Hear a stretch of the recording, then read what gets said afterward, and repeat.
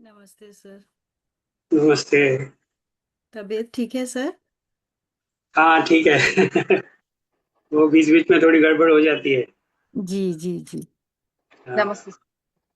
नमस्ते। फिर से द प्रेयर। हमें अपने मन को हमेशा संतुलित रखना है। इसी में हमारा आत्म विकास समाया हुआ है।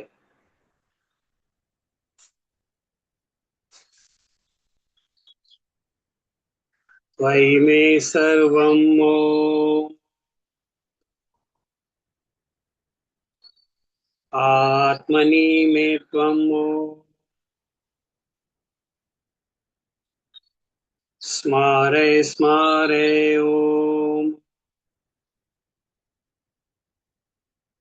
चित्तम शामय शामय ओम। स्मराणि सोहम ओम।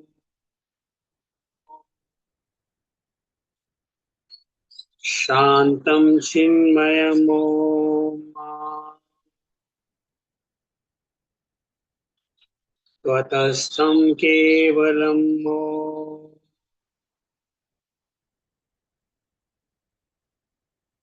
स्मराणि शुद्धम ओम।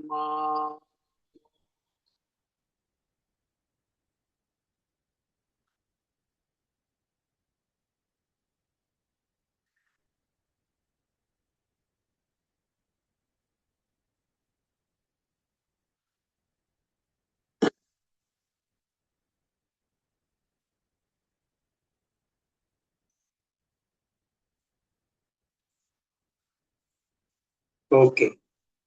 तो last time we were discussing about सूत्र 35।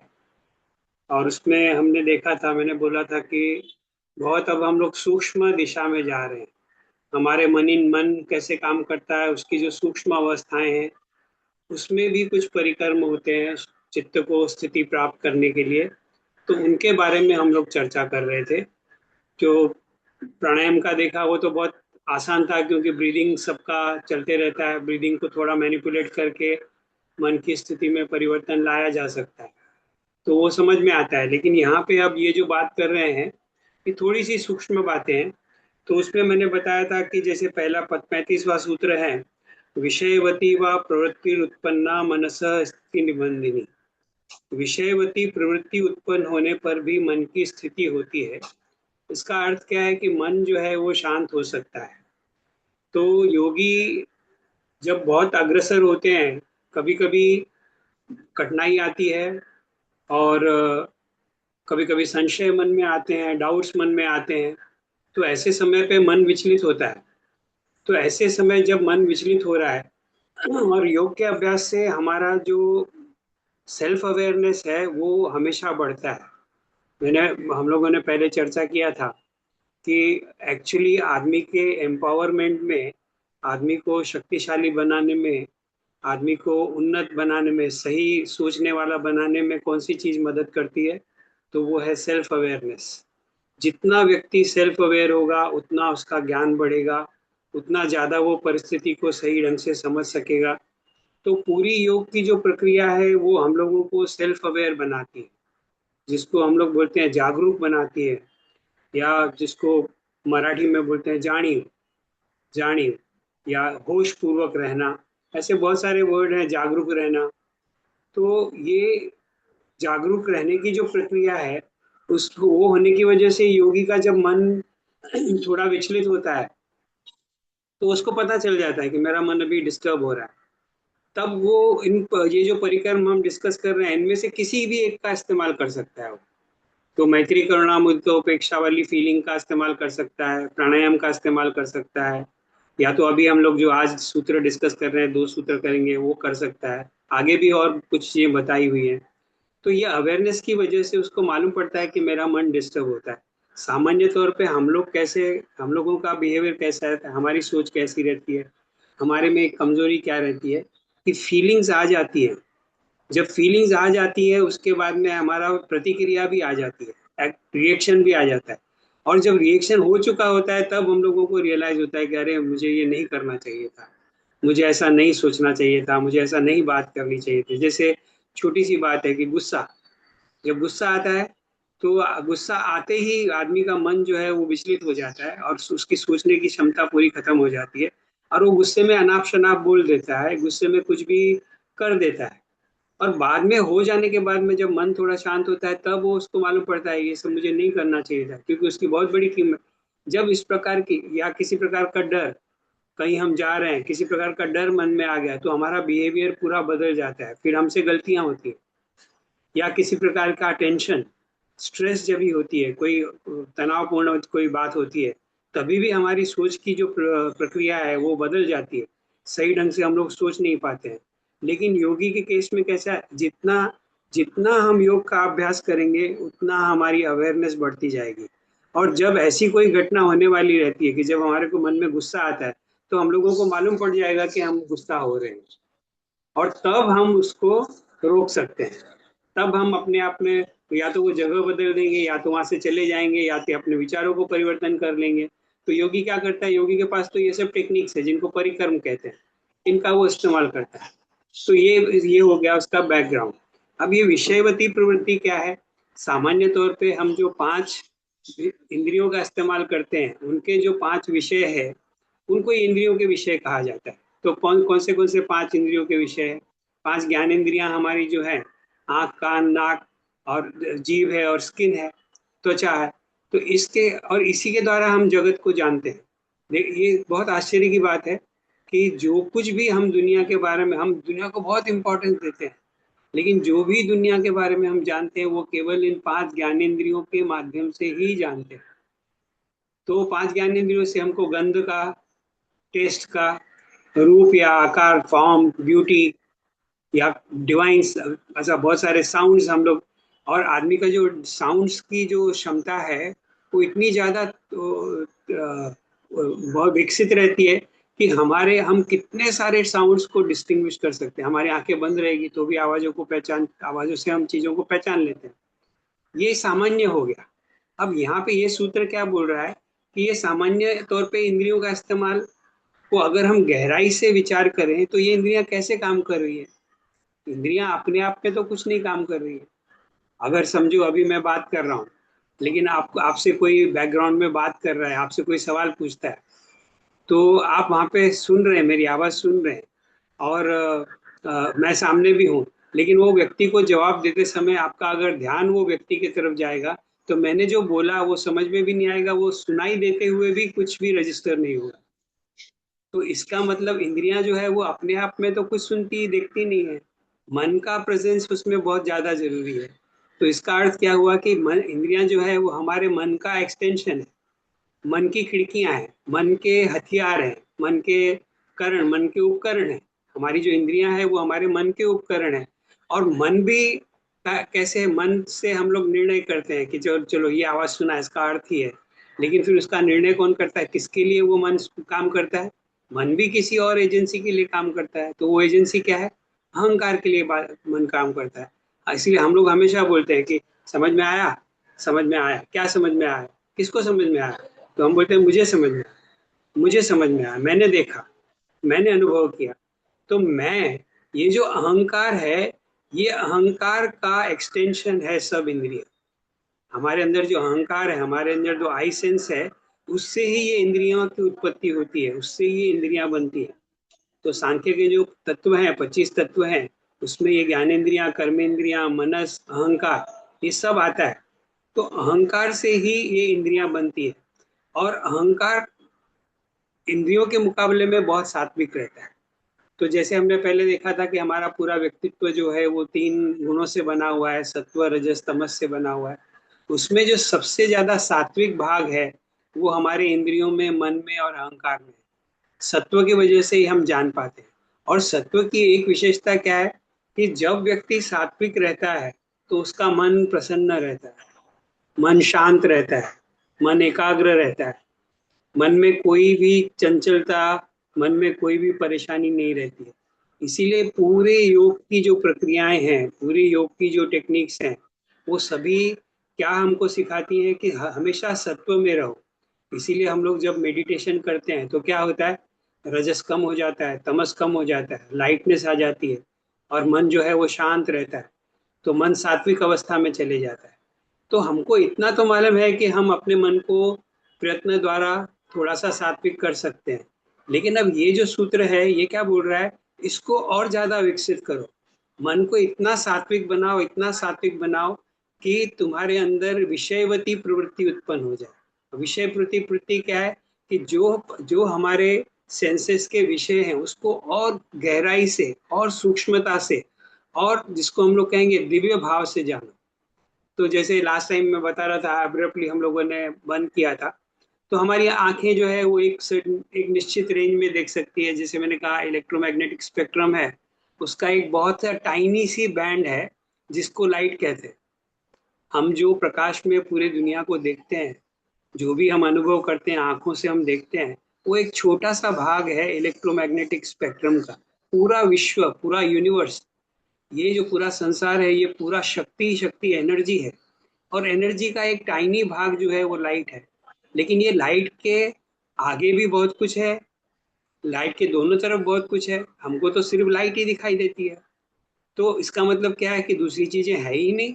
ऐसा नहीं है, दूसरी चीजें भी है जिसको हम शायद नहीं देखा है, हम नहीं देख पाते हैं। लेकिन अगर हम अपनी क्षमताओं का विकास करें, इंद्रियों का विकास करें, तो हम उनको देख सकते हैं। तो आदमी को जब ये मालूम पड़ा कि ऐसी चीजें हैं, तो आदमी ने क्या किया, इंस्ट्रूमेंट बनाए। कौन से इंस्ट्रूमेंट बनाए? अभी बहुत सारे इंस्ट्रूमेंट है जो इंफ्रारेड को देख सकते हैं। एक्सरे मशीन होती है, तो एक्सरे में हमारे बॉडी के अंदर के भाग को देख सकते हैं। या अल्ट्रावायलेट रेज है, उसके अल्ट्रावायलेट रेज का भी बहुत सारा उपयोग है। तो ये सब आदमियों ने इंस्ट्रूमेंट्स बनाए। लेकिन योगी का कहना है कि हम अपनी क्षमताओं का विकास योग के माध्यम से भी कर सकते हैं, जिससे हमको ऐसे अनुभव आएंगे जो सामान्य तौर पे हमको नहीं आते। तो जो 5 विषय हमने सामान्य विषय देखे, वो सामान्य विषय के अलावा 5 स्पेशल विषय जिनको हम लोग दिव्य विषय बोलते हैं, दैवीय। तो देवताओं में जो होते हैं, इसका मतलब we can develop our personality, our सत्व to such an extent that we can experience. और उसके लिए उन्होंने तरीके क्या दिए? उन्होंने कहा कि योग की प्रक्रियाओं के माध्यम से अगर आप नासिकाग्र पर ध्यान करते हो, धारणा करते हो, तो आपको क्या अनुभव हो गया? दिव्य गंध का अनुभव होगा। ऐसी गंध का अनुभव होगा जो आपने अभी तक कभी अनुभव नहीं किए, जिसका अनुभव, एक्सपीरियंस अभी तक आपको नहीं आया है, इस प्रकार का। और फिर जिवाग्र, जिवाग्र जो मतलब टिप ऑफ द टंग। अगर टिप ऑफ द टंग पे अगर हम ध्यान केंद्रित करते हैं, तो हम लोगों को क्या दिव्य रस की अनुभूति होती है। वैसे भी हम जानते हैं कि हमारी जीभ जो है वो, उसको रसना भी बोलते हैं, जीभ को रसना भी कहते हैं। रसना क्यों कहते हैं? क्योंकि रस का अनुभव होता है, टेस्ट का अनुभव होता है। तो टिप ऑफ द टंग पे दिव्य रस की अनुभूति होती है। तालु, जो मुंह का जो ऊपर का हिस्सा है, जो छत, जिसको रूफ बोलेंगे, तालु पे अगर ध्यान केंद्रित करेंगे तो दिव्य रूप की अनुभूति होती है। और जिह्वा, पूरी जीभ, जो मिडिल ऑफ द जीभ है, उसमें दिव्य स्पर्श का ज्ञान होता है। और जिह्वा मूल मतलब base of the tongue, throat के पास अगर हम ध्यान केंद्रित करेंगे, तो हम लोगों को दिव्य शब्द का ज्ञान उत्पन्न होता है। ये जो दिव्य बातें हैं, इसके बारे में जो बातें कही हुई है, वो बहुत ही महत्वपूर्ण है। और इसको कोई भी अनुभव कर सकता है। अब यहाँ पे इन्होंने जो ये दिया है, उसका उद्देश्य क्या है कि वो बोलते हैं कि योगी को बहुत आगे जाना है। तो हम लोग समाधि की बात करते हैं, समाधियों में सिद्धियों की बात करते हैं। तो समाधि हो सकती है कि नहीं, ये इसका अनुभव इनिशियली नहीं रहता है। तो योग मार्ग पे जब आदमी जा रहा है, तो उसके मन में बहुत सारे संशय आते हैं, डाउट्स आते हैं। तो इस प्रकार की जब ये दिव्य अनुभूति होती है, विषयवती प्रवृत्ति, इसको कहते हैं विषयवती प्रवृत्ति। जब हम अपनी क्षमता का विकास करके जो नॉर्मल क्षमता है उससे ज्यादा देख सकते हैं, सुन सकते हैं, तो समझ सकते हैं या अनुभव कर सकते हैं, तो उसको कहेंगे विषयवती प्रवृत्ति। तो ये प्रवृत्ति को हम अपने प्रयत्न के द्वारा उत्पन्न कर सकते हैं। तो लास्ट टाइम मैंने बताया था कि जैसे नासिकाग्र पर, तो उसके लिए प्रक्रिया क्या है? योगी का जीवन तो बहुत संयमित रहता है, खाना पीना संयमित रहता है, मन हमेशा शांत रहता है। ऐसा 2 3 4 दिन लगातार अगर कोई व्यक्ति पूरे एकाग्रता के साथ में इस प्रकार का अनुभव प्राप्त करने की कोशिश करता है, तो उसको इस प्रकार की अनुभूति होती है। और ये अनुभूति जब होती है तब क्या होता है, उसको मालूम पड़ जाता है कि मैं जिस मार्ग पर हूँ वो बिल्कुल सही है। उसको एक निश्चिंतता आ जाती है। हम लोगों को कभी कभी मन में डाउट आते हैं कि मैं जिस दिशा में जा रहा हूँ वो सही है कि गलत है, आगे जाके पछताना तो नहीं पड़ेगा। ऐसा तो नहीं, अभी जैसे हम लोग बोलते हैं कि योगी का लाइफ बहुत संयत रहता है, तो हम अपना लोग एंजॉय कर रहे हैं और हम अपना मेडिटेशन करते बैठे हैं, हम अपने शरीर की तरफ ध्यान दे रहे हैं, हम कम खा रहे हैं, हम हमको जो चीज़ें पसंद है वो भी हम कम खा रहे हैं, और लोग बहुत सारी एक्साइटिंग चीज़ें कर रहे हैं, हम लोग अपने मन को शांत रखे हुए हैं। अब ये करने के बाद में मन में संशय आता है, अरे मैं ये कर तो रहा हूँ लेकिन बाकी सब एंजॉय कर रहे हैं, मैं ऐसे डिसिप्लिन में जीवन जी के मेरे को आगे क्या मिलेगा। तो ये ऐसे प्रकार के डाउट मन से दूर हो जाते हैं जब विषयवती प्रवृत्ति, क्योंकि विषयवती का जो आनंद, जो सात्विक आनंद है, वो अलग ही आनंद है। ये हम लोगों को समझना पड़ेगा, इसको ना थोड़ा थोड़ा सा प्रयत्न करेंगे ना हम इसका अनुभव कर सकते हैं। क्योंकि मैंने पर्सनली ऐसे व्यक्ति देखे हैं जिनके पास कुछ भी नहीं है but they are so joyful कि उनकी प्रसन्नता हमारे ऊपर छा जाती है, हमारा मन उनके प्रेजेंस में प्रसन्न हो जाता है।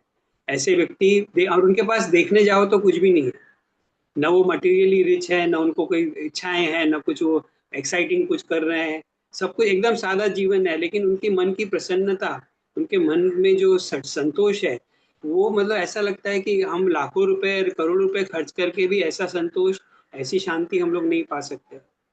तो इस प्रकार की शांति का अनुभव, इसके प्रति एक निश्चिंतता हमारे भाव में आने के लिए एक अनुभव का होना जरूरी है। तो ये अनुभव प्राप्त करने की बात यहाँ पे कर रहे हैं कि इस प्रकार का विषयवती प्रवृत्ति अगर उत्पन्न होती है तो आपको ऐसा अनुभव होगा, जैसे उदाहरण के तौर पे अभी और छोटी सी बात एक हम लोग देखें, हम लोग नॉर्मल खुश रहते हैं, are we really cheerful all the time? हम लोग चीयरफुल कभी रहते हैं जब कुछ हमारा फेवरेबल होता है, जब मन मांगी मुराद पूरी होती है, जब कुछ अच्छा मिल जाता है तो हम चीयरफुल हो जाते हैं। लेकिन एक्चुअली अगर देखेंगे तो हमारा व्यक्तित्व में जब सत्व रहता है, और मन में सत्व ज्यादा है, इंद्रियों में सत्व ज्यादा है, अगर विचारों में हम देखें, हमारे मन में देखें तो सत्व का प्रीडोमिनेंस है, तो हमारा मन तो हमेशा प्रसन्न रहना चाहिए। तो कई बार हम बोलते हैं नहीं इसमें हंसने की क्या बात है, इसमें खुश होने की क्या बात, कुछ हुआ ही नहीं। तो हम राह देखते रहते हैं कि कुछ होए तभी मैं प्रसन्न हूँ, कुछ होए तब मैं खुश हूँ। योगी इसकी राह नहीं देखता, योगी तो उठता है नींद से तो प्रसन्न रहता है, सूर्य को देखता है प्रसन्न रहता है, झाड़ को देखता है प्रसन्न, लोगों को मिलता है प्रसन्न रहता है, जहां वो जाता है प्रसन्न चित्त से जाता है। तो उसको खुशी के लिए कोई घटना होनी चाहिए, कोई चीज मिलनी चाहिए, वो जरूरी नहीं है। इस प्रकार का सात्विक भाव, इस प्रकार की अनुभूति को विषयवती प्रवृत्ति बोलते हैं। तो ये जो मैंने बताया, ये उत्पन्न करना बहुत ही जरूरी है। और ये जब उत्पन्न होती है तो क्या होता है, उसका नतीजा क्या होता है कि जितने भी हमारे मन में संशय हैं वो दूर हो जाते हैं, और चित्त जो है वो पूरी तरह से निश्चित हो जाता है। और आजकल तो मतलब वैसे भी आदमी का स्वभाव थोड़ा थोड़ा चमत्कार की तरफ ज्यादा है, कुछ चमत्कार नजर आता है तभी हमारा विश्वास होता है, नहीं तो हमारा विश्वास, हमारी श्रद्धा नहीं होती है। तो इसीलिए वो एक, और इस प्रकार का कुछ इस प्रकार का जब अनुभव हम लोग, और दूसरी बात क्या है कि केवल ये इस प्रकार की दिव्य अनुभूति नहीं, कई बार ऐसा होता है कि हमारा बिहेवियर, कभी कभी बहुत सारी चीजें जो हमको पहले परेशान करती थी, हम विचलित हो जाते थे, हम डिस्टर्ब हो जाते थे, जब हम योग का अभ्यास करने लगते हैं तो वो डिस्टर्ब होना बंद हो जाता है, हमारा विचलित होना बंद हो जाता है, मन शांत हो जाता है। ये भी एक प्रकार का दिव्य अनुभव है कि जहां हम लोग पहले रिएक्ट करके वीक हो जाते थे, वहां अब हम लोग रिएक्ट नहीं कर रहे हैं। तो इस प्रकार से जब ये होता है तो चित्त क्या होगा, दृढ़ हो जाएगा, चित्त स्थिति को पालेगा, और चित्त में एक प्रकार की निश्चिंतता आ जाएगी। और दूसरा बात यह है कि आगे का जो मार्ग है, क्योंकि आगे केवल, कई लोग हैं आसन तक स्थिर हो जाते हैं, आसन करते रहते हैं, आसन में समाधान मान लेते हैं, हम लोग सोचते हैं आसन से क्या हो रहा है, नहीं मैं, मेरा स्वास्थ्य अच्छा है, मन प्रसन्न रहता है, बस उतना ही मैं कर रहा हूँ। तो मन प्रसन्न रहना, स्वास्थ्य अच्छा रहना, ये तो जस्ट बाय प्रोडक्ट है, ये तो जस्ट साइड इफेक्ट है योग का। योग में तो और बहुत कुछ पाया जा सकता है। तो वो जो बहुत कुछ पाया जा सकता है, उस दिशा में प्रयत्न कब करेंगे, उस दिशा में हम कब जाएंगे, जब हमारे मन में एक प्रकार की निश्चिंतता होगी, एक प्रकार की सर्टेनिटी होगी कि हाँ, ये मेरा मार्ग है और इसमें मुझे आगे बढ़ना है, इसमें मुझे आगे जाना है। तभी हम जागे जाने का प्रयत्न करेंगे। तो ये कब होगा, जब हमको कोई ऐसा अनुभव मिलेगा। सर, और ये दूसरी, जीवाग्रह में धारणा कैसे करेंगे? जैसे जीवाग्रह हुआ तालु में, या हाँ like you need to just close your mouth and focus on the tip of the tongue, हाँ, just focus on the tip of the tongue and just maintaining that awareness of the tongue, of the tip of the tongue. And तो one is through that. Yes sir. नासिकाग्र, नहीं, हाँ, नासिकाग्र है। नासिका तो वो तो समझ में आया। और एक हाँ होता है where we we don't we keep our tongue in between our two palates, it's हाँ suspended in the air like, वैसे हाँ। भी एक होता है, तो लाइक नहीं, विच वन इज व्हाट? जीभ की पोजीशन कैसे भी हो, लेकिन जीभ के बारे में ऐसा बोला जाता है कि उसको तालू से अगर लगा के रखते हैं तो अच्छा रहता है। वो प्राण की शक्ति के लिए बहुत इंपॉर्टेंट रहता है। क्योंकि जैसे अभी हम लोग देखेंगे तो नाड़ी तंत्र जो है, प्राण का तंत्र जो है, उसमें अगर हम देखेंगे तो कैसे अलग अलग चैनल्स, अलग अलग नाड़ियां हैं। तो इवन जो एक्यूप्रेशर, एक्यूपंक्चर या चाइनीज ताइची सिस्टम बोलते हैं या चीकुंग बोलते हैं, तो या जूडो कराटे वाले हैं, तो ये सब लोग क्या के अनुसार ना 12 इंपॉर्टेंट एनर्जी चैनल हमारे होते हैं। तो उसमें पेरिनियम से लेके एक चैनल जो रहता है वो पीठ से होता हुआ, पीठ की रीढ़ की हड्डी से होता हुआ सर के टॉप में जाता है और आके हमारे तालू पे समाप्त हो जाता है। और दूसरा जो चैनल है वो जीभ के अग्रभाग से चालू होता है, और वहां से चालू होके वापस सामने से होता हुआ हार्ट, नेवल से होता हुआ वो वापस पेरिनियम रीजन में जाता है। तो जीभ को जब हम तालू से लगा के रखते हैं तो ये जो एनर्जी का सर्किट है वो चलते रहता है, और सर इसीलिए आदमी को खेचरी थोड़ा, मुद्रा में ऐसे खेचरी मुद्रा में ऐसे ही प्रैक्टिस बिल्कुल करवाते हैं मेडिटेशन बिल्कुल का बिल्कुल सर। बिल्कुल बिल्कुल खिचड़ी मुद्रा में भी वैसे ही कराते हैं। बल्कि खिचड़ी में तो और भी एक ज्यादा आगे जाते हैं कि खिचड़ी में जीभ को टर्न करके और जितना ऊपर दबा सकते हैं उतना ऊपर दबाते हैं। तो जानबूझ के हम लोग प्रेशर क्रिएट करते हैं तालू के ऊपर, जीभ को पीछे करके, और जहां तक हो सके जीभ को फिर थ्रोट के तरफ ले जाने का प्रयत्न करते हैं। तो उसके पीछे धारणा क्या है, उसमें भी एक दिव्य अनुभूति होती है, जिसको बोलते हैं कि हमारे, अब इसको एंडोक्राइन सिस्टम से अगर देखेंगे तो हमारे थ्रोट के ऊपर कुछ ऐसी ग्रंथियां हैं जहाँ से कुछ स्त्राव होता है, कुछ हार्मोन्स निकलते हैं। Those hormones are very good, very conducive for our health. तो जब हम इस प्रकार की खिचड़ी मुद्दा करते हैं तो इस प्रकार के स्त्राव होते हैं, उससे हमारा शरीर जो है वो स्ट्रांग बनता है, स्वस्थ बनता है। तो बहुत सारी मतलब चीजें जो है जुड़ी हुई हैं इसके साथ में।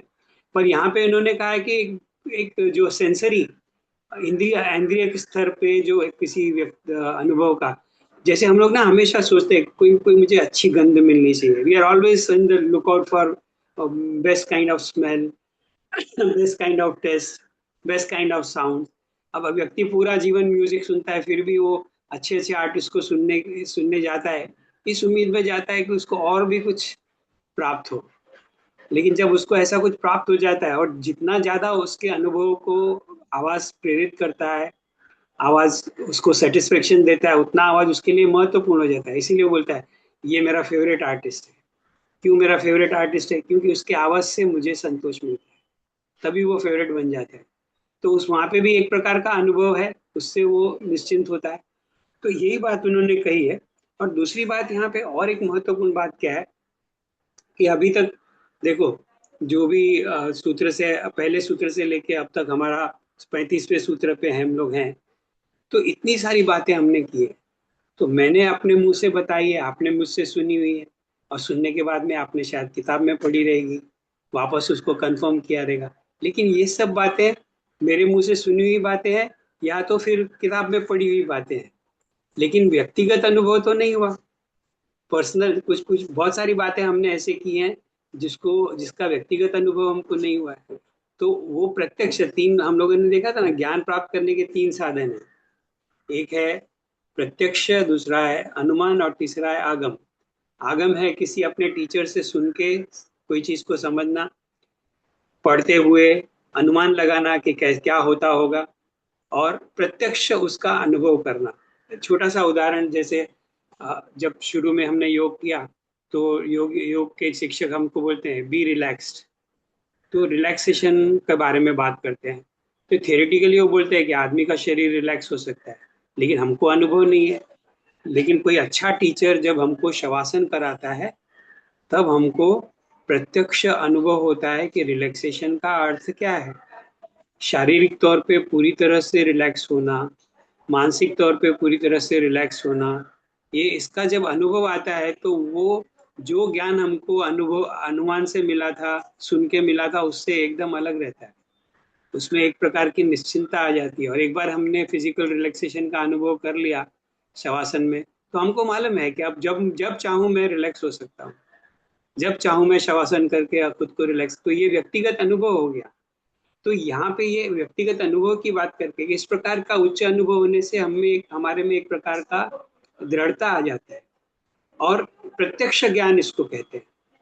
तो इसीलिए ये जो है बहुत इंपॉर्टेंट है विषयवती। अब आगे का जो 36वां सूत्र है वो भी ऐसा ही है। यहाँ पे उन्होंने विषयवती प्रवृत्ति की बात कर रही है जो इंद्रियों से संबंधित है। हमारी 5 ज्ञानेंद्रियों से संबंधित जब हम काम कर रहे हैं तो उसको कहेंगे विषयवती। लेकिन आगे का सूत्र क्या बोलता है? विषयों का व ज्योतिषमती। या तो विषयवती प्रवृत्ति हो या तो ज्योतिषमती प्रवृत्ति हो। अब ये ज्योतिषमती प्रवृत्ति क्या है और ज्योति का अर्थ यहाँ पे क्या है? तो ज्योति का अर्थ है सत्व। जैसे मैंने कहा हमारे मन में बहुत सत्व है, हमारे अहंकार में बहुत सत्व है। उसके सत्व को अगर हम पकड़ के रखें और अपने अहंकार को अपने आप को समझने का प्रयत्न करें तो हमारा मन एकदम एकाग्र हो जाता है और हम लोगों को वहां पे भी एक दिव्य प्रकार की अनुभूति होती है जो बहुत ही प्रसन्नता, या बहुत ही जिसको हम लोग बोलते हैं ना दैवीय आनंद, ये सब शब्द हमने सुने हैं। दिव्य आनंद, या जिसको इंग्लिश में कहते हैं ब्लिस, ब्लिसफुल फीलिंग। इस प्रकार की फीलिंग हमारे मन में आती है जब विषयों का ज्योतिषमती उत्पन्न होती है। तो विषयों का ज्योतिषमती कैसे उत्पन्न होती है? विषयों का ज्योतिषमती 2 प्रकार की है। एक तो विषयवती है जो हमने 35 में डिस्कस किया, और 36 में ध्यान का केंद्र जो है वो कोई टिप टिप ऑफ द टंग या ऐसा नहीं है। उसमें ध्यान का केंद्र क्या है?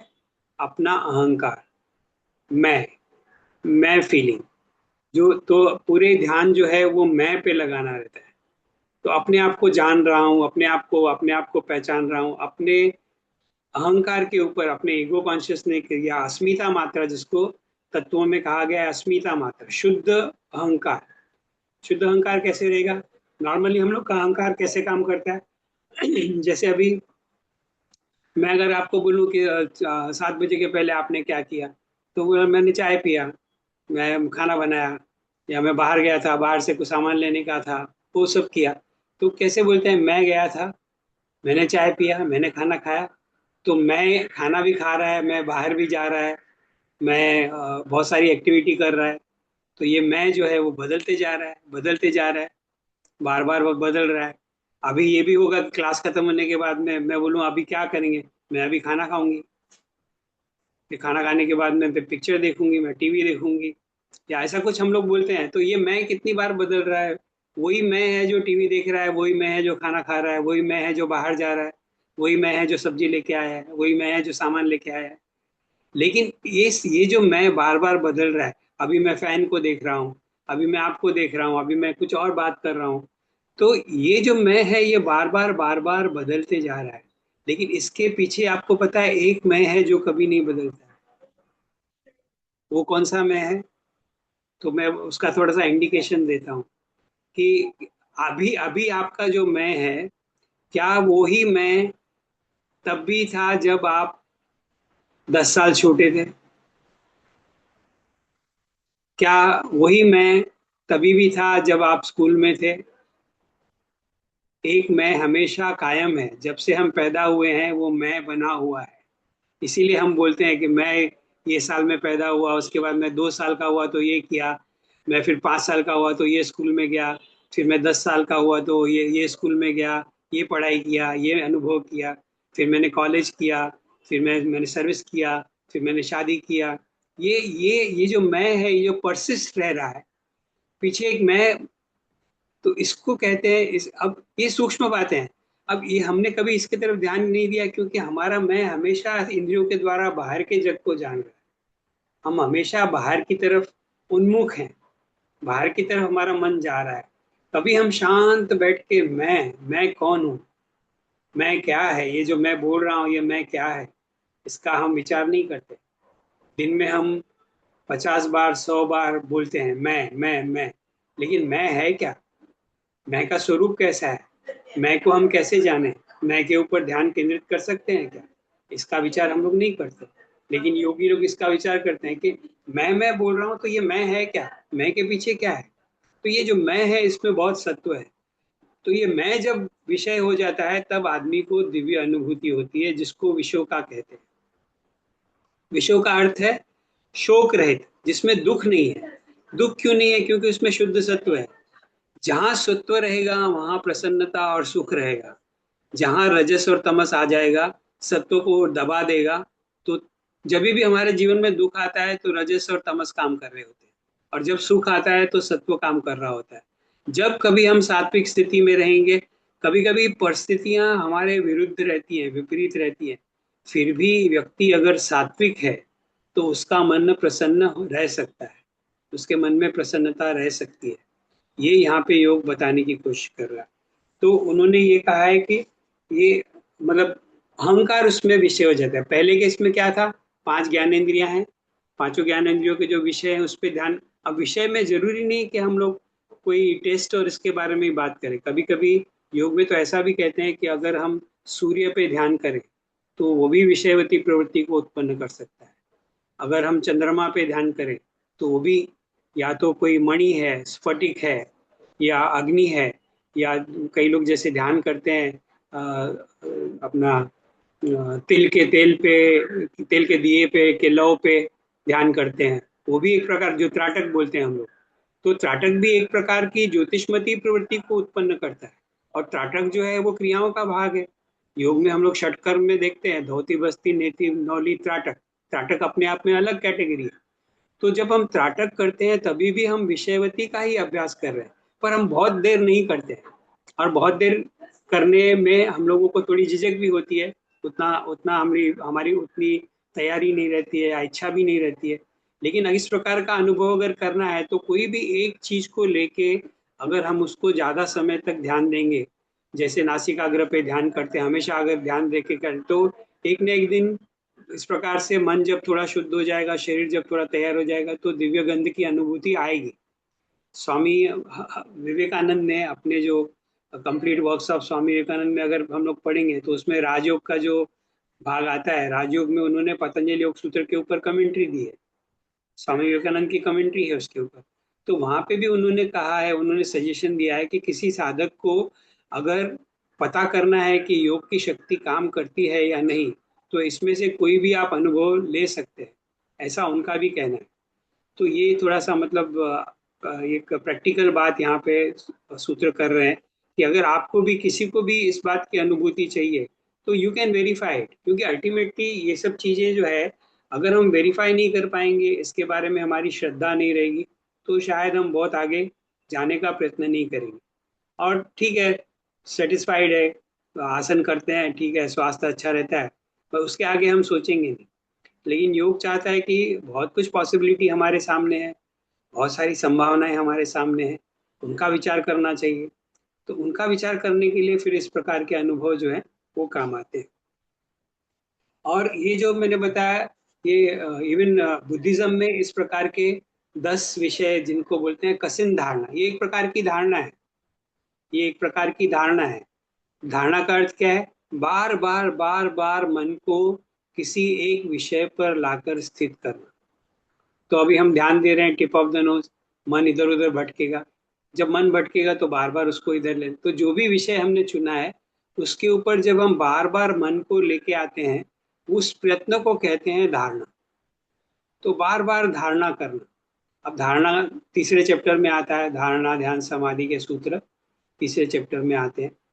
तो ये बार बार धारणा करने से हमारी एकाग्रता, और इससे क्या होता है, हमारे मन की एकाग्रता, मन की क्षमता बढ़ते जाती है।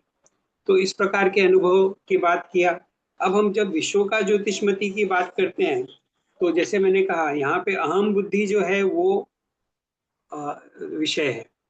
अहम बुद्धि का अगर हम लोग एग्जाम्पल देखें तो आपको शायद पता भी होगा, रमन महर्षि का उदाहरण है। रमन महर्षि सिर्फ एक ही बात पूछते थे, who am I, who am I, मैं कौन हूँ। तो उनकी टेक्निक क्या थी?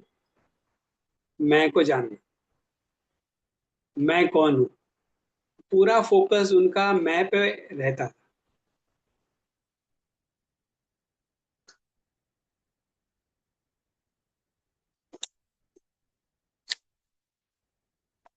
तो इससे जो भी उन्होंने जो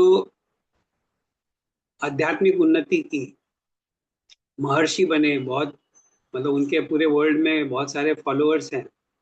तो उन्होंने जब ये पूछा, जब उनकी जीवनी हम देखते हैं, तो केवल एक ही टेक्निक का उन्होंने इस्तेमाल किया कि वो मैं जो हूँ वो कौन है और मैं का स्वरूप क्या है, मैं की वास्तविकता क्या है। तो हम अगर देखें तो मैं जो है इसमें हमारी चेतना है, क्योंकि मैं का स्वरूप ही चेतना है। जब हम मैं बोलते हैं तो मैं जागरूक हूँ, मैं जान रहा हूँ, अपने आप को जान रहा हूँ। हम बोल के देखेंगे मैं, तो ये अपने आप को जानना। अब ये जान क्यों रहे? क्योंकि चेतना है। तो मैं के पीछे क्या छिपा हुआ है? चेतना छिपी हुई है। तो हम लोगों को मैं के ऊपर ध्यान करते करते चेतना का भी ज्ञान हो जाता है। तो अभी स्वामी हरियानंदारण्य ने तो एक बहुत अच्छी विधि दी हुई है, बहुत डिटेल में है, लेकिन मैंने थोड़ा सा ब्रीफ करके उसको लिख के रखा है। तो वो मैं थोड़ा सा पढ़ता हूँ, तो उससे ज्यादा एक समझ में आएगा कि ये विश्व का प्रवृत्ति का अर्थ क्या है और विश्व का प्रवृत्ति का अनुभव कैसे आता है।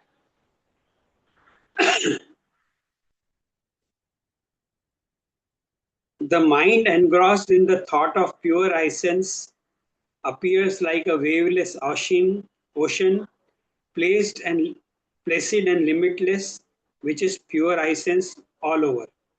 अस्मिता में समापन्न चित्त निस्तरंग महासागर जैसा शांत, अनंत और अस्मिता जैसा होता है। अब इसकी जो विधि है वो दी है। अब यहाँ पे हम लोग देखेंगे विषयवती में क्या होता है, हम विषय को ध्यान केंद्रित कर रहे हैं। अब यहाँ पे ध्यान कहाँ पे है? मैं पे है। तो ये जो मैं पे ध्यान है, तो इसका मतलब ये ग्रहण का विषय हो गया। जो इंद्रिय का विषय है वो ग्राह्य है। ग्राह्य को हम ग्रहण कैसे करते हैं? अपनी मन से करते हैं, अपने अहंकार से करते हैं। तो अहंकार जो है वो ग्रहण भाग हो गया, उसके ऊपर हम लोग ध्यान केंद्रित कर रहे हैं। तो ये जो बिगनिंग कैसे करते हैं, तो एक मेथड उन्होंने स्वामी हरियानंद ने कहा है कि मैं की भावना हम लोग कहाँ से होती है। और दूसरी सरप्राइजिंगली अभी 10-12 दिन पहले मेरे पास एक पुस्तक आई, जो हमारे एक बहुत मतलब बहुत ही अच्छे ऑथर थे, एडिटर थे। आपने भारतीय विद्या भवन का नाम सुना रहेगा। भारतीय विद्या भवन में वो एडिटर थे। तो उन्होंने एक साउथ इंडियन, कर्नाटका के एक संत का जो राइटिंग है उसका उन्होंने इंग्लिश में ट्रांसलेशन करवाया। और वो ट्रांसलेशन करवाया है, तो ट्रांसलेशन करा के, क्योंकि हम लोग बहुत सालों से संपर्क में हैं और उनको मालूम है कि मुझे सूत्रों में बहुत इंटरेस्ट है, तो वो संत ने जो जो उनके वचन है, 2 वॉल्यूम में वो बुक पब्लिश हुआ है साउथ इंडिया से, कर्नाटका से, मैसूर से। तो उन्होंने मुझे बताया था कि मैं ऐसा ऐसा काम कर रहा हूँ। अभी वो बुक पब्लिश हो गया, तो उन्होंने मुझे एक कॉपी भेज दिया। और वो कॉपी इसीलिए भेजा कि इसको आप पढ़ो और इसके बारे में कुछ टिप्पणी तैयार करो, या इसके बारे में हम लोग चर्चा करेंगे। तो मैंने जैसे वो पढ़ना चालू किया तो मुझे सरप्राइज हुआ।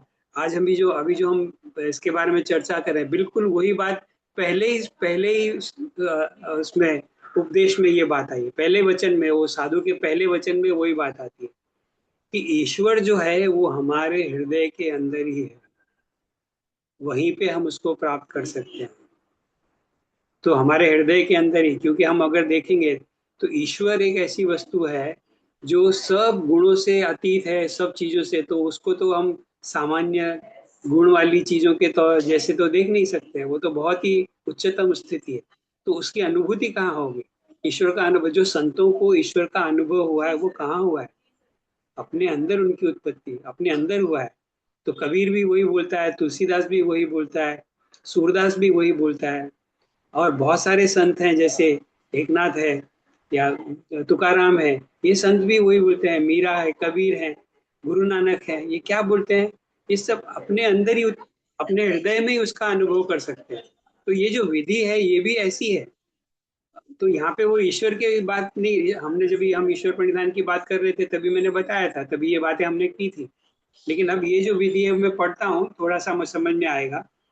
हृदय पुंडरीक में, मतलब हृदय के स्थान में शुभ्र आकाश जैसी ज्योति की भावना करके बुद्धि सत्व में क्रमशः पहुंचना चाहिए। बुद्धि सत्व ग्राह्य पदार्थ नहीं है, ग्रहण पदार्थ है। इसीलिए केवल ज्योति के चिंतन से बुद्धि सत्व की भावना नहीं होती। ग्रहण तत्व की भावना करते समय पहले पहल साथ में ग्राह्य की एक स्पष्ट परछाई धारणा में आती है। तो ये क्या बोल रहे हैं कि जब हम अपने अहंकार पे ध्यान केंद्रित करेंगे तो वो जल्दी से आएगा नहीं, क्योंकि हमारा हमारा हमारा मन हमेशा बाहर की तरफ, वस्तुओं की तरफ जाता है। तो कोई ना कोई वस्तु को के बारे में सोचेगा, कोई ना कोई बाह्य ग्राह्य वस्तु के बारे में सोचेगा। तो इस प्रकार से वो ग्राह्य भी आते रहेगा। लेकिन जब प्रयत्न करेंगे तो वो ग्राह्य कम हो जाएगा, फिर अपने अहम बुद्धि पे हम लोग केंद्रित हो सकते हैं, ध्यान केंद्रित सकते हैं। ग्रहण में चित्त सम्यक स्थिर न होने से वह एक बार उस ज्योति में और फिर आत्मस्मृति में विचरता रहेगा। तो समझो एक ज्योति की भावना कर रहे हैं, हम ऐसा विचार करें कि मेरे हृदय में एक शुभ्र आकाश है, ज्योतिर्मय है, उसमें बहुत प्रकाश है। तो उसको, प्रकाश को जानते समय कभी मैं जान रहा हूँ, कभी प्रकाश है, कभी मैं जान रहा हूँ, कभी प्रकाश है। इस प्रकार से मूवमेंट होती रहेगी। इस ध्यान का स्वरूप हृदय में अनंतवत आकाश या स्वच्छ ज्योति की भावना करते हुए उसमें आत्म भावना करनी चाहिए। जैसे मैं ओतप्रोत रूप से व्याप्त हूं, ऐसी भावना करनी चाहिए। स्वच्छ आलोक में हृदय में मानो अनंत प्रसारित इस प्रकार के मैं भाव का नाम विषयवती विशोका या विषयवती ज्योतिषमती है। यह स्वरूप बुद्धि या अस्मिता मात्र नहीं है। तो ये आगे उनको डिटेल किए हुए हैं। और फिर आगे कहते हैं, ऊपर कहे हुए हृदय केंद्र व्यापी अहम भाव रूपी विषयवती का ध्यान को होने पर व्यापी विषय भाव को लक्ष्य न कर केवल अहम भाव को उद्देश्य करते हुए ध्यान करना चाहिए। उससे अस्मिता मात्रा की उपलब्धि होती है। इससे जाके आगे चेतना की भी उपलब्धि होती है। हमारे उस अहंकार के पीछे जो चेतना है, जो पुरुष है, जो हमारा प्योर कॉन्शियसनेस जिसको बोलते हैं, उसकी अनुभूति भी हमको होती है। जब इस प्रकार की अनुभूति थोड़ी भी हो गई तो हमारा चित्त जो है वो प्रसन्न हो जाता है। और फिर ऐसा अनुभव होने के बाद में दुनिया की जो साधारण चीजें हमको परेशान करती हैं, या हम लोग को छोटा सा लॉस, छोटा सा गेन हमको आनंद देता है या दुख देता है, इस सब चीजों से आदमी थोड़ा ऊपर उठ जाता है और वो एक ऐसी स्थिति में पहुंच जाता है कि जहाँ पे वो मन को एक शांत अवस्था में बना के रख सकता है, जैसे योगी लोग करते हैं या संत लोग करते हैं। तो मैंने जैसे पहले ही कहा था कि ये थोड़ा सा सूक्ष्म विषय है, इसीलिए समझने में बहुत कठिनाई होगी, पर ये क्योंकि सूत्रों में है इसीलिए हमको डिस्कस तो करना है। अब इसके आगे का भी एक सूत्र है, वो इसी प्रकार के रहे, दो सूत्र आगे अगले बार जब हम लोग करेंगे तो वो भी दो सूत्र ऐसे ही हैं थोड़ा सा, लेकिन उसमें से कुछ कुछ चीजें बहुत ही प्रैक्टिकल है। आगे के दो सूत्र थोड़े थोड़ी प्रैक्टिकल है, लेकिन ये जो विषयों का ज्योतिषमती है इसको समझना थोड़ा सा कठिन भी है। लेकिन थोड़ा सा हम लोग को अपने मन को एक्सटेंड करके, थोड़ा मन की कल्पना शक्ति इस्तेमाल करके इसको अगर हम समझेंगे तो हम इसका, और वैसे भी जितना भी आदमी अपने मैं पे ध्यान केंद्रित करेगा, जस्ट और कुछ नहीं करना है, मैं बोल के अगर वो सिर्फ अपने आप की तरफ ध्यान देगा, जैसे ही वो ध्यान देना चालू करेगा शरीर रिलैक्स होना चालू हो जाएगा, मन शांत होना चालू हो जाएगा, क्योंकि वो क्या कर रहा है, वो सत्व में स्थापित हो रहा है। इस प्रकार की जागरूकता सात्विकता को बढ़ाती है। जैसे सत्व बढ़ेगा प्रसन्नता बढ़ेगी, मन शांत हो जाएगा, शरीर रिलैक्स हो जाएगा, मन रिलैक्स हो जाएगा। तो ये अनुभव तो हम लोग विश्व का ज्योतिषमती तक नहीं भी पहुंचे तो भी इस प्रकार का तो अनुभव हम लोग प्राप्त कर ही सकते हैं कि जब So, कभी sir, हम आश्चर्य हो जाए। हाँ हाँ, मैं शब्द के ऊपर ध्यान देना है और नहीं, शरीर के मैं कुछ भाव एक को, भाग। हाँ मैं भाव के ऊपर ध्यान देना, मैं भाव, मैं, जब हम मैं बोलते तो हैं तो, हाँ, हाँ जब तो मैं बोलते हैं वो तो तो देखो, शब्द ही होना सर, शब्द होने हाँ का मैं शब्द है, भाव। हाँ, हाँ, वाव वो कैसे शब्द है सर? तो हाँ, वो एक भाव को प्रकट कर, एक हर भाव के पीछे कोई ना कोई अर्थ रहता है। हर भाव, हर शब्द के पीछे कोई ना कोई एक अर्थ रहता है। जैसे मैं बोलूं कि बॉटल, तो बॉटल एक शब्द है, बॉटल के पीछे ये वस्तु है, बराबर है। या मैं बोलूं कि डायरी, तो डायरी बोलूंगा तो डायरी एक शब्द हो गया, लेकिन डायरी के पीछे एक शब्द अर्थ है। ऑब्जेक्ट भी है, उसी तरीके ऑब्जेक्ट भी है। ऑब्जेक्ट है। तो उसी उसी के तरीके से अगर हम विचार करेंगे तो मैं के पीछे कौन सा ऑब्जेक्ट है? आत्मा, वो तो कोई, सचेतना। हाँ, सचेतना है। आत्मा का स्वरूप, वो मैं का स्वरूप भी चेतना है। तो इसका मतलब हम अपने आप को चेतना में स्थापित कर रहे हैं। हम अपनी दैट चेतना मीन्स को समझने आपके का, अंदर जो ईश्वर है उसको ही उसको ही समझने का ध्यान देना। प्रयत्न करें। बिल्कुल बिल्कुल। सर यही ऐसा यही भी, मेथड से। हाँ हाँ सर जब हम मैं बोलते हैं तो एक हृदय में एक स्पंदन उठता है, तो उस हाँ, स्पंदन के ऊपर भी हम कर सकते हैं। कर सकते हैं, क्योंकि वो एक प्रकार का वाइब्रेशन है, वो भी भाव से जुड़ा हुआ है। हम्म। मैं बोलते ही, और दूसरी बात, आप देखो कि कभी भी कोई व्यक्ति जब भी बोलता है, मैं बोलता है, तो अनायास, मतलब वो नहीं जानते हुए उसका हाथ हृदय की तरफ जाता है, बोलता है मैं। हम लोग अपने आप को जब भी रिफर करते हैं तो हम क्या बोलते हैं? मैं भी गया था, मैं भी गया था। तो मैं बोलते समय हम अपना हाथ हृदय पे रखते हैं। इसका मतलब कहीं ना कहीं जो मैं है वो हमारे हृदय के साथ जुड़ा हुआ है। तो ये मैं का भाव हमारे हृदय में बहुत प्रधान है। तो इसके ऊपर, अगर ये सेल्फ अवेयरनेस के ऊपर भी अगर हम ध्यान करें तो और कुछ करने की जरूरत नहीं पड़ेगी। योग की और कोई बड़ी बड़ी प्रक्रियाएं करने की जरूरत नहीं। अगर इस प्रकार का ध्यान भी अगर हम अभ्यास करने चालू कर दें, थोड़े दिनों में हमको एक अनुभूति आएगी जो हमको बताएगी कि हम सही दिशा में जा रहे हैं। क्योंकि ये सेल्फ अवेयरनेस जो है ये बहुत, यही मतलब चेतना जो है वो यही चेतना है, और तो कोई चेतना हमको कैसे मिलेगी? या हम ईश्वर की भी बात करें तो ईश्वर हमको कहाँ मिलेंगे? हम तो मूर्तियों में बोल सकते हैं ईश्वर है, वैसे तो संसार के प्रत्येक कण कण में ईश्वर ही है, क्योंकि ईश्वर तो सब जगह स्प्रेड है। लेकिन वो वस्तु को देखते हैं तो हमको वस्तु दिखाई देती है, ईश्वर तो नहीं दिखाई देता। फूल को देखते हैं, या हम मान के हम भाव के द्वारा उत्पन्न करते हैं। जब हम मंदिर में जाते हैं तो मूर्ति को देखते हैं, तो मूर्ति में हमको ईश्वर ईश्वर को हम कैसे देखते हैं? मूर्ति में भाव के द्वारा देखते हैं। तो भाव क्या है? भाव तो चेतना ही है। हमारे अंदर जो भाव है वो तो चेतना से ही आता है। तो अल्टीमेटली इंपॉर्टेंट क्या हुआ? हमारी चेतना ही इंपॉर्टेंट है। अगर ये चेतना को पकड़ के रखें तो हमारा जीवन टोटली टोटली टोटली बदल सकता है। पर हम इसको भुला देते हैं। हम बाहरी चीजों को इम्पोर्टेंट मान लेते हैं, क्योंकि बाहरी चीजें भी इम्पोर्टेंट क्यों है? चेतना है इसीलिए इम्पोर्टेंट। आज अपने अभी आप सोच के देखिए कि हम लोग जो ये क्लास में है, उनके ये लिए क्लास का महत्व है। क्यों क्लास का महत्व है? क्योंकि हमारी चेतना इस क्लास से जुड़ी हुई है। जिस व्यक्ति की चेतना इस क्लास से जुड़ी हुई नहीं है, उसके लिए ये क्लास का कोई महत्व नहीं है। ये क्लास का कोई सिग्निफिकेंस नहीं है, ये क्लास का कोई उसके लिए ये एग्जिस्टेंस ही नहीं है। तो जहां हमारी चेतना जुड़ी हुई है वही चीज महत्वपूर्ण हो जाती है।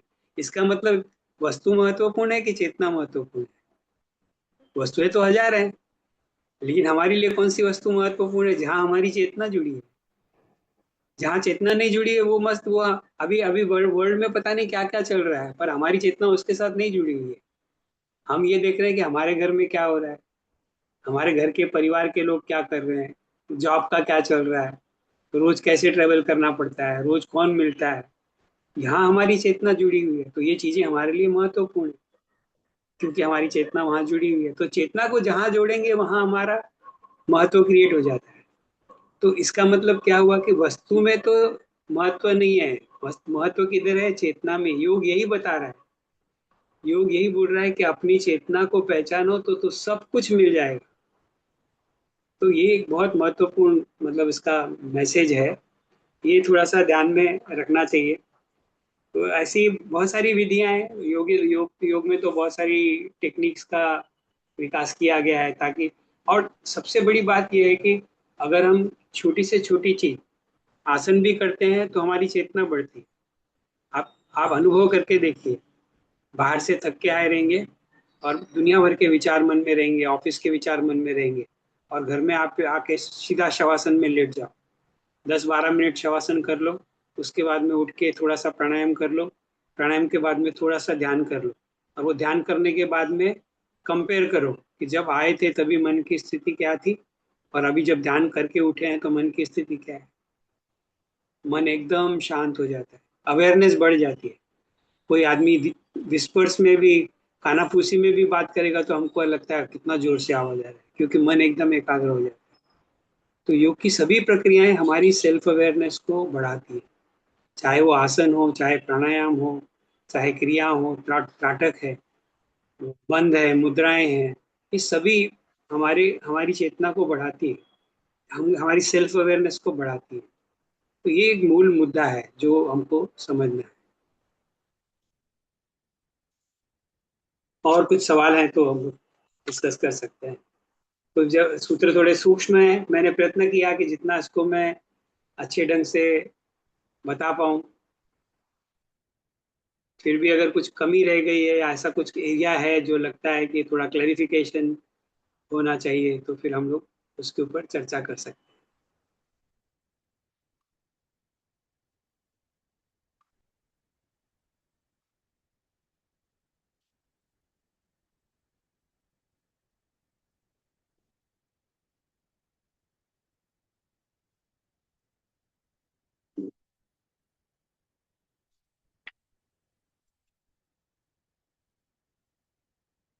सर ये सर नमस्ते सर।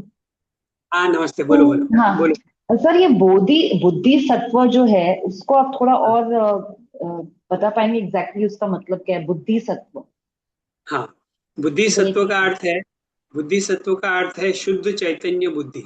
जहाँ बुद्धि सत्व वो है जो पुरुष को या चेतना को रिफ्लेक्ट कर सकता है। तो अब इसको हम लोग ऐसे समझ सकते हैं कि एक आईना है, उसके ऊपर बहुत धूल जमी हुई है, तो हम उसके आईने के सामने खड़े रहेंगे तो भी हमको अपना चेहरा तो दिखाई देगा ही, लेकिन इतना क्लियर हमको दिखाई नहीं देगा, बराबर है, क्योंकि उसके ऊपर धूल जमी हुई है। उसी तरीके से हमारा मन, हमारी इंद्रिय, इसके ऊपर बहुत धूल जमी हुई है। तो हम देखते हैं, हमको समझ में आता है, लेकिन क्लैरिटी से समझ में नहीं आता। तो अगर हम वो क्यों समझ में नहीं आता है, क्योंकि रजस और तमस का प्रभाव रहता है। तमस जो है वो जड़ता उत्पन्न करता है, वो ज्ञान को कम करता है, ज्ञान को आवृत करता है। तो बल्ब के ऊपर जैसे हम लोग शेड लगा देते हैं, तो तमस उसी प्रकार से काम करता है। हमारी जो बुद्धि है वो इतनी तीव्र है, इतनी सात्विक है कि वो दुनिया का कोई भी विषय समझ सकती है, कुछ भी जान सकती है, लेकिन नहीं जान रही है। क्यों नहीं जान रही है? क्योंकि हमारी इच्छाओं का, हमारे क्लेशों का पर्दा उसके ऊपर पड़ा हुआ है, मतलब तमस का। और तो इसको, तमस को और रजस को जितना कम करते जाएंगे, बुद्धि उतनी शुद्ध होती जाएगी। और जब बुद्धि पूरी तरह से शुद्ध हो जाएगी तो उसको कहते हैं बुद्धि सत्व। तो बुद्धि सत्व कैसे होगा कि बिल्कुल क्लियर आईने की तरह जो सामने है वही दिखाई देगा, कुछ भी रुकावट नहीं आएगी। या तो जैसे बल्ब के ऊपर धूल जमी हुई है, तो धूल निकालने के बाद में बल्ब कैसा प्रज्वलित हो जाता है, ज्यादा लाइट देने लगता है। तो बुद्धि सत्व का अर्थ है कि शुद्ध बुद्धि, जो बुद्धि सब कुछ जान सकती है, इस प्रकार की बुद्धि। Thank you sir. हाँ,